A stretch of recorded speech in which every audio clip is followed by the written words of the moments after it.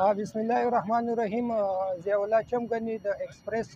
کوروم نماینده په تور پر باندې زه نن په پېښور پولیس طرف مخې ته د ضلع کوروم بګن چې کوم متاثرین کیمپ لګېدلی دی یا درنه کېږي دې حوالې سره تاسو ته زه څو پیغام وړاندې کوم. لکه څنګه تاسو ته پته دی چې د څو ورځو نه د ریاست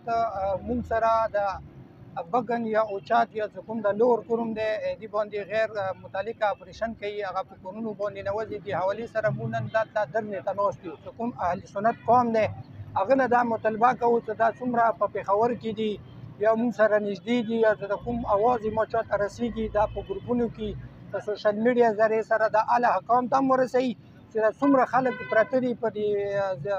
پېښور کې دا د شرکت وکړي. او زه خاص کر د کوروم چمګني پېښور ګروپ کوم کمیونټي دی کوم تنظیم دی هغه ته هم ریکویسټ کوم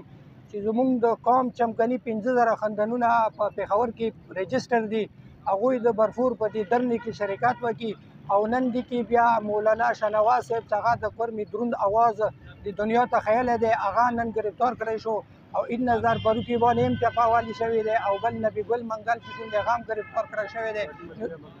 او بګن والا چې کوم کریم حاجي دی هغه هم ګرفتار کړی شوی دی. نو موږ اهل سنت قوم ته دا اپیل کوو چې کله موږ په اتفاق په اتحاد باندې وو،